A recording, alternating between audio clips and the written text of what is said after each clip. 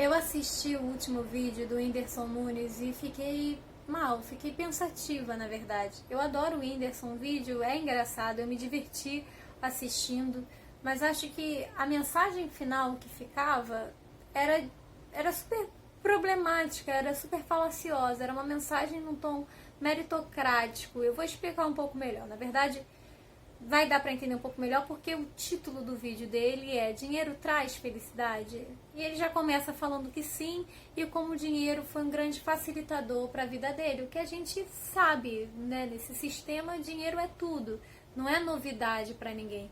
Qual foi o problema? O problema foi que, primeiro, o Whindersson estava partindo de uma lógica que é meritocrática, que é essa questão de as pessoas que são ricas aqui, é como se elas se sentissem gênias. Elas acham que o dinheiro delas é a validade para isso. Não é que o Whindersson não seja genial, mas ele estava usando o dinheiro como se fosse a prova da genialidade dele. Eu não acho que seja isso. Eu conheço muitas pessoas geniais, por exemplo, que não têm dinheiro. E ele, inclusive, lançou no vídeo uma frase do tipo: eu tenho dinheiro porque eu sempre tive noção das coisas. Se eu tive noção, eu consegui chegar aqui. Eu tenho dinheiro que faz com que eu seja válido. Aqui, isso daqui, o dinheiro mostra que eu sei das coisas e por isso eu tô aqui passando pra vocês. Eu posso dar dicas. E o vídeo é bem intencionado. Ele inclusive fala que queria que todo mundo pudesse ter as casas, os carros e não sei o que, todo mundo pudesse ser rico. Só que para esse sistema não existe isso de todo mundo rico. E é isso que eu vim explicar para vocês, por que a meritocracia é falaciosa. Porque o Whindersson não chegou lá apenas com esforço e dedicação dele. Porque se fosse assim, toda pessoa esforçada, dedicada, talentosa, estava lá. Então, primeiro, meritocracia em si. Por que ela é cruel? Por que ela é falaciosa? A meritocracia é uma ideologia que explica, se propõe explicar por que as pessoas ocupam o lugar que elas ocupam na ordem social, ou seja, porque o rico é rico, porque o pobre é pobre. Como é que ela faz isso? Dizendo que o rico é rico porque ele mereceu, porque ele se esforçou, correu atrás, porque ele é bom, e o pobre não é bom o suficiente, não se esforçou o suficiente, não se dedicou o suficiente. A meritocracia, ela é uma falácia porque ela não faz, primeiro, recorte de privilégio. Ela não considera que é muito mais fácil para uma família rica se manter rica do que para um pobre virar, se transformar em rico. O rico, ele não precisa se esforçar muito para continuar rico. Por quê? Porque ele tem todo um ambiente propício para isso. O rico, para ter acesso à faculdade, a estudo e tudo mais, ele tem primeiro silêncio na hora de estudar, uma mesa, às vezes explicadora, os colégios dele sempre foram os melhores, ele não teve que dividir o quarto com os irmãos, ele tem uma empregada dentro de casa, então ele não precisa ajudar nas tarefas domésticas, enquanto o pobre favelado, na hora de estudar, tem que lidar com tiroteio, tem que lidar com medo da morte, né? Tem que lidar com não ter uma mesa muitas vezes, dividir o quarto com muitos irmãos, ter que trabalhar e estudar ao mesmo tempo porque precisa desse dinheiro com urgência, né? Afinal, quem tem fome tem pressa. Como é que você coloca essas duas pessoas, uma rica e uma pobre, achando que elas estão saindo do mesmo ponto de partida, que elas vão ter que lidar com as mesmas coisas, que é só o esforço delas que está contando na hora das vitórias e fracassos dela? Se o pobre não consegue chegar lá, se ele tem uma série de fracassos, não foi porque ele se esforçou de menos. Foi porque o sistema boicotou essa pessoa. Assim como o sistema ajuda quem está rico a se manter ali. E esse discurso, saindo da boca do Whindersson, é perigoso porque é o que o discurso meritocrático mais gosta, do pobre que conseguiu. Porque parece, então, o que fica pra gente é, viu, basta você se esforçar, se dedicar, que você vai virar o Whindersson Nunes. E quando o Whindersson Nunes mesmo fala isso, porque ok, ele foi uma pessoa que conseguiu furar o sistema, ele foi de fato um pobre que se tornou milionário, parece que é possível.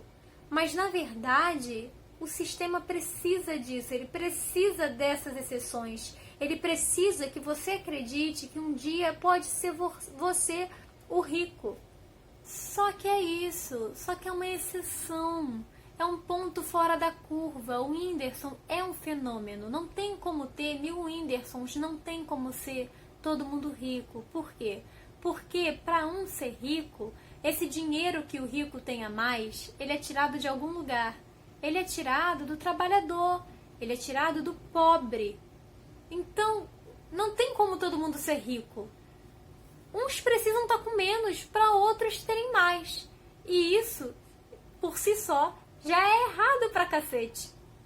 São os pobres que sustentam essa riqueza, essa felicidade alheia, né? Para um estar feliz, um tem que estar bancando essa felicidade, esse dinheiro. Esse dinheiro, ele vem de exploração, ele vem de injustiça, porque é assim que o capitalismo funciona. Toda empresa funciona com mais-valia. Se você é empregado, não importa o quanto seja seu salário, que você ganhe bem, ainda não é justo, porque se o empresário, se o cara dono dessa empresa tá ganhando a mais, ele tá tirando de você, ele tá achando em algum momento ali que ele realmente merece mais que você, ele tá pegando desse seu trabalho que é seu, o dinheiro que é seu, a mais-valia é isso, é o trabalho não pago.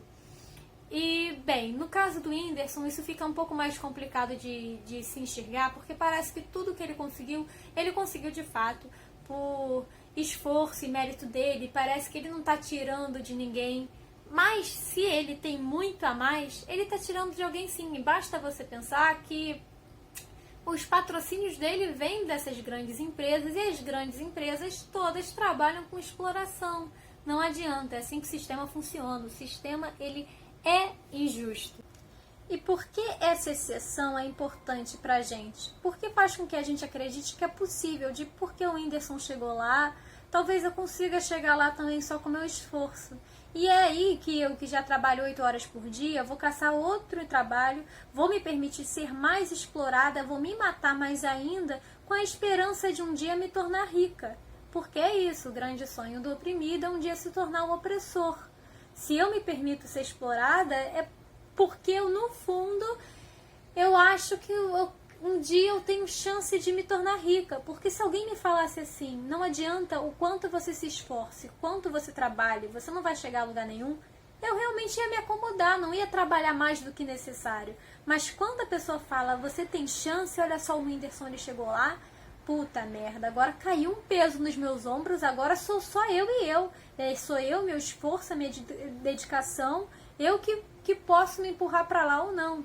Quando, como eu já falei, não é bem assim. O mundo oferece muitos obstáculos para quem não tem muito privilegiado. E não é porque uma dessas pessoas conseguiu um ponto fora da curva, uma exceção, que isso vai valer para todo mundo. Existe também o fator sorte. Não querendo, assim, desmerecer o Whindersson, porque eu acho que ele, de fato, merece tudo. Assim como muitas pessoas que eu conheço, que são também muito talentosas e muito esforçadas e muito dedicadas. Eu não acho, assim, que o que faz com que o Whindersson esteja lá seja a noção dele, que o dinheiro seja a validade para a noção dele, como ele quis passar. Do tipo, eu posso falar essas coisas pra vocês porque eu tenho dinheiro, viu? Eu consegui, eu sei das coisas. Eu acho que muitas pessoas que têm muito dinheiro, na verdade, não sabem das coisas. E eu não acho que o velho da Havan tenha noção de alguma coisa. Eu acho, inclusive, que ele tem pouca noção de muitas coisas. E muitos desses grandes empresários vêm com um discurso neoliberal e, às vezes, falam contra os direitos humanos. Como é que eu vou considerar que essas pessoas têm mais noção do que eu de algumas coisas? E tem outra coisa, nesse vídeo fica parecendo que é fácil mudar de emprego, que é só mudar de emprego, ou que é só fazer outra coisa, ou que é só investir, ou sei lá o que. E eu fico pensando também que esse negócio de ter alguns empregos que tem mais valores, porque a gente hierarquiza conhecimento, né? A gente dá mais valor para algumas coisas do que para outras. E a desigualdade salarial, ela é responsável principalmente para perpetuar essa lógica meritocrática, porque isso mexe com a nossa cabeça real. Existem pesquisas que mostram que nos lugares onde tem maior desigualdade social, maior é essa lógica meritocrática. A meritocracia, ela é um princípio psicológico, ela atua na nossa cabeça, porque faz com que você realmente ache que você mereceu, que você tirar do outro, você ter mais que o outro, porque você merece mais que o outro. Faz com que a gente fique mais individualista, mais egoísta. Por quê? Como eu te falei, né? Pra você ter mais, pra você ser rico, você precisa tirar de alguém. Então você precisa sentir que você merece mesmo mais do que ele, pra você ter essa coragem, essa audácia de tirar dele. Isso também vem da desigualdade salarial, né? A gente hierarquiza conhecimento, a gente acha que o gari merece ganhar menos, comer menos, ter menos regalias e menos conforto do que um médico, do que um engenheiro. Por quê?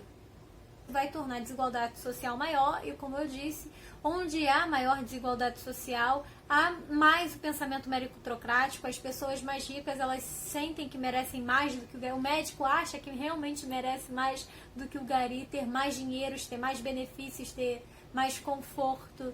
Isso é já uma coisa muito grave, é uma lógica que a gente perpetua, não é? E que eu acho que a gente tem que acabar. Por quê? Porque sempre vai precisar ter alguém naquela função, mesmo que, por exemplo, o discurso do Whindersson atinja um gari que pense, eu tenho que me dedicar mais, é como se fosse fácil, agora eu vou estudar e ele vira médico. Alguém vai entrar para ocupar aquela vaga ali de gari, alguém vai se tornar essa pessoa menos privilegiada e fodida. Então, ok, a gente tem que lutar para uma igualdade salarial enquanto dentro desse sistema, mas acho que o maior discurso motivacional que eu posso dar é que a gente entenda que esse é um sistema opressor, que todas as opressões que a gente conhece, machismo, racismo, LGBTfobia, gordofobia, capacitismo, classismo, tudo anda de mãozinha dada com esse sistema. Então, você quer ajudar, você quer passar uma mensagem motivacional, politize as pessoas, que elas saibam que não é culpa delas tudo, os fracassos nem as vitórias, sabe? Que a gente entenda o nosso lugar de privilegiado, a gente entenda que se a gente não está conseguindo, o peso não está só na gente, que a gente tem que fazer, a gente tem que conseguir se mobilizar contra o sistema da forma que der. Porque enquanto a gente estiver aqui, não vai dar para todo mundo ser feliz mesmo. O sistema não deixa, não é tão simples assim, não é tão fácil assim.